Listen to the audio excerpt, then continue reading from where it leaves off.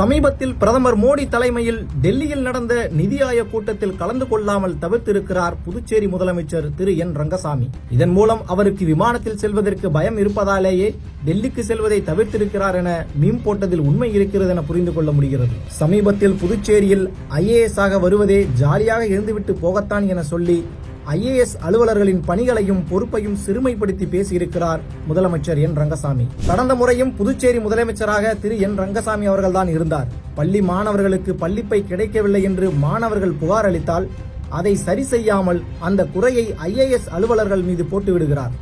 உண்மையான தலைவன் குறை சொல்லக்கூடாது, களத்தில் இறங்கி செயலாற்ற வேண்டும் என்பதை மறந்துவிட்டார் போல. புதுச்சேரியின் வளர்ச்சிக்காக காங்கிரஸில் இருந்து வெளியே வந்து NR காங்கிரஸ் என்னும் கட்சியை தொடங்கிய முதலமைச்சர் திரு என் ரங்கசாமி அவர்கள் அதன் பின் எந்த ஒரு புதிய கட்சியையும் புதுச்சேரியில் வளரவிடாமல் பார்த்து கொண்டார் என்பதே நிஜம்.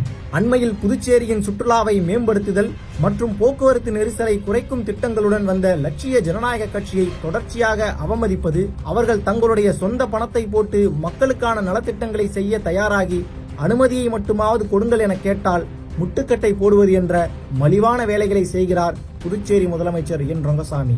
காரணம், நம்மை தாண்டி யாரும் புதுச்சேரியில் வளர்ந்துவிடக் கூடாது என்ற பயம் என்பதை தவிர வேறு என்ன உள்ளது? ஸ்மார்ட் சிட்டி திட்டத்தின் கீழ் புதுச்சேரியில் சில நிழற்புடை இருக்கைகளை பெயருக்கு அமைத்துவிட்டு நகரை மேம்படுத்தாமல் இருப்பதால் முதலமைச்சர் ரங்கசாமி அரசின் கையாளாகாதத்தனம் வெட்ட வெளிச்சமாகியுள்ளது. புதுச்சேரி என்பது யூனியன் பிரதேசம். இதற்கான பெரும்பான்மை நிதியை மத்திய அரசே தருகிறது. அப்படி இருக்க தேர்தலில் மத்தியில் இருக்கும் பாஜகவுடன் கூட்டணி வைத்து ஆட்சியை பிடித்துவிட்டு முதலமைச்சர் ஆனவுடன் பாஜக MLA-களையும் NDA கூட்டணி கட்சியினரையும் மதிக்காமல் இருப்பது எந்த வகையில் நியாயம்? இந்த தவறை தொடர்ச்சியாக என் ரங்கசாமி அவர்கள் செய்து வருவது கூட்டணி கட்சிகளுக்கு மத்தியில் கடும் அதிருப்தியை ஏற்படுத்தியுள்ளது. புதுச்சேரியில் முதல் ஆளாக முதலமைச்சர் பொறுப்பை ஏற்ற திரு என் ரங்கசாமி 5 மந்திரிகளை நியமிப்பதற்குள் ஒரு மாதமே கடந்திருக்கும். இந்நிலையில் இலாக்காவையும் அமைச்சர்களுக்கு ஒதுக்காமல் தன் கைவசத்திலேயே அனைத்து துறைகளையும் வைத்திருந்தால் அரசின் கட்டுப்பாட்டில் இருக்கும் பலதரப்பட்ட துறைகள் எப்படி வளர்ச்சி பெறும் என்ற கேள்வி எழுந்துள்ளது. அமைச்சர்களுக்கு துறைகளை பிரித்து கொடுத்தால் தானே நிர்வாகம் செழிக்கும், புதுச்சேரி வளரும். ஆனால் இதில் எதையுமே செய்யாமல் பட்டப்பெயர் மட்டும் புதுச்சேரியின் கர்ம வீரர் என்று வைத்துக் கொண்டால் எப்படி?